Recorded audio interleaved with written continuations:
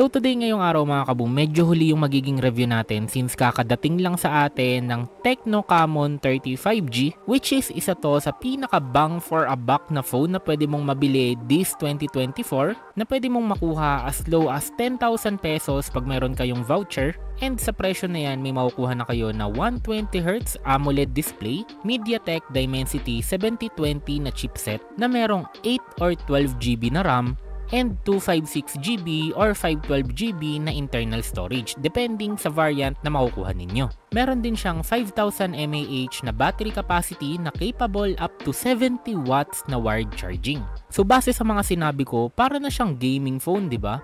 Pero itong Tecno Camon series is nakafocus siya more on sa camera, not on gaming.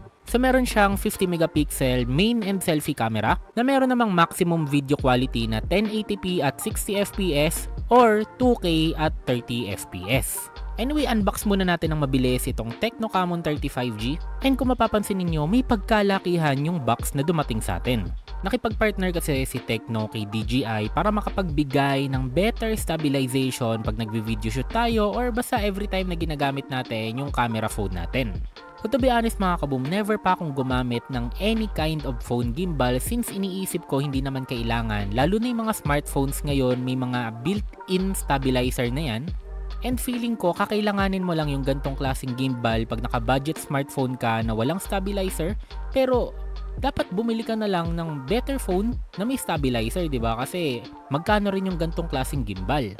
Pero titingnan natin sa video na to kung magbabago ba yung isip ko about sa mga gantong accessories. So ngayon balik muna tayo dito sa Tecno Camon 35G. So color blue and color white yung ating box.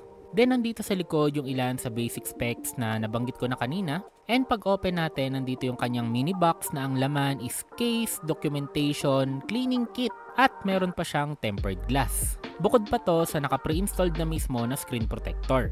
And in fairness, very quality din yung kanyang phone case na kasama dito. Ito yung phone case para sa black variant, and ito naman sa white variant.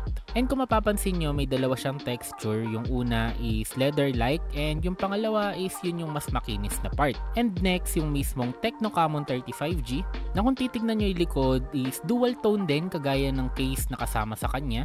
So itong black variant, ang tawag sa kanya is Iceland Basaltic. So hindi ko alam kung na-pronounce ko ng tama. Then ito namang isa is Uyuni Salt White. So again, hindi ko alam kung na-pronounce ko ng tama. So para sa akin guys, both variants is sobrang ganda, pero may something special sa white na kumbaga pag ito yung ginagamit mo, mukhang mahal siya, hindi mukhang budget friendly. Yung tipong premium talaga siya. Pero kung ang pag-uusapan natin is yung pag nilagay mo na yung phone case, mas gusto ko yung itsura ng color black. Kayo guys, anong color yung mas gusto ninyo? Comment nyo naman para alam ko din yung opinion ninyo. Then yung natira is USB-A to Type-C cable and yung 70 watts na charging brick. Now pagdating sa protection, meron siyang glass front, then eco leather and glass para naman sa likod niya. Meron siyang 6.78 inches 1080p AMOLED display na capable up to 120Hz na refresh rate. Naka widevine level 1 na din siya, ibig sabihin pwedeng ka ditong manood ng mga full HD movies and mga series. And kung performance naman yung pag-uusapan is nakakuha tayo ng 481,694 Antutu points, which is para sa akin enough na yung power niya para malaro yung mga games na gusto mo, maliban na lang syempre yung mga super heavy games like Genshin Impact. So makikita nyo dito sa Mobile Legends sa sagad na settings, hindi consistent yung pagiging 60fps niya, lalo na pag may mga clash or pag madaming nangyayari sa screen. Pero ulitin ko lang ulit na hindi naman gaming yung priority nitong Tecno Camon 35G, pero capable siya na maglaro. So yun 22-1-11 pa yung score natin dito. So yun mga kaboom, it's not all about the phone, it's all about the player. Sa Call of Duty meron tayo ditong high graphic quality and meron tayong up to max na frame rate.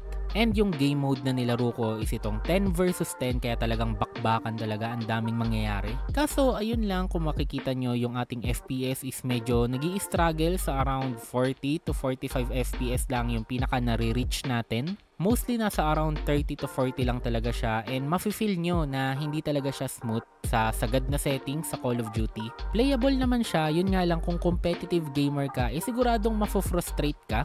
Of course, pwede nyo namang ibaba yung graphic quality, like dito ginawa ko siyang medium and doon naging mas smooth na siya, mas playable, mas suwabe yung ating naging laro. 60fps na siya, makikita nyo. And ulitin ko lang kung sakaling may nag-skip sa inyo direct dito sa gaming part ng video na hindi gaming phone itong Tecno Camon 35G, kundi isa siyang camera phone.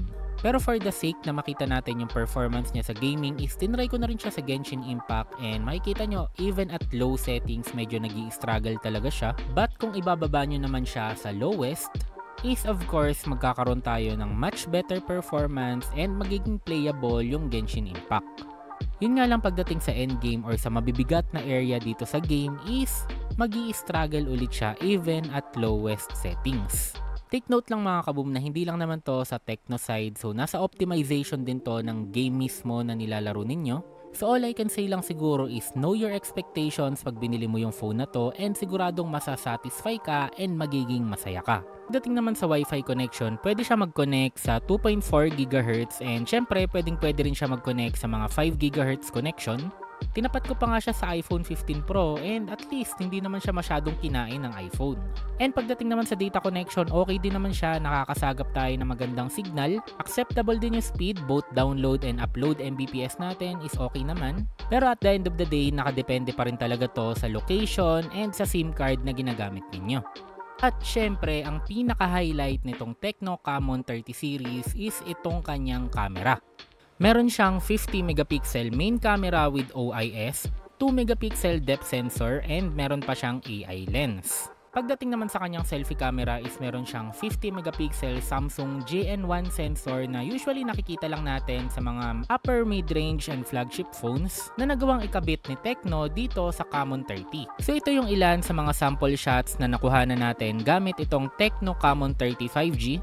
And para sa akin lang, very good yung kanyang dynamic range. Detailed yung mga pictures pero not over sharpened kagaya ng other phones.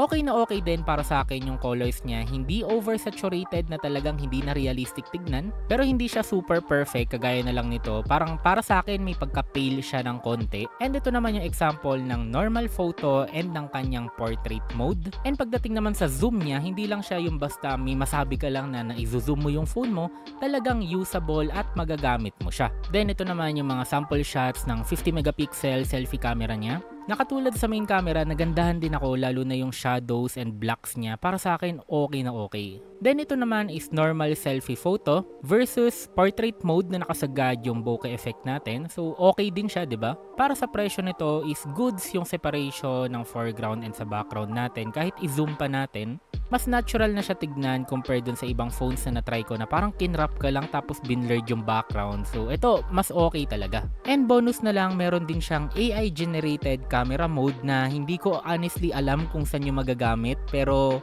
at least meron. And bago matapos yung video, balikan na natin itong DJI Osmo and titignan natin kung gaano ba kalaki yung i-improve ng video pag gumagamit ka ng gimbal. So para sa test, gagamitan natin siya ng with and without built-in stabilizer ng phone. Then gagamit tayo ng mini tripod and lastly, gagamitin natin yung DJI Osmo Mobile na gimbal. So ito guys is sa Burnham Park, so naglakad-lakad lang ako, so hindi ko yan inuuga, basta hawak ko lang ng normal yung phone or hawak ko ng normal yung tripod, then ayun, nagre-record na agad ako.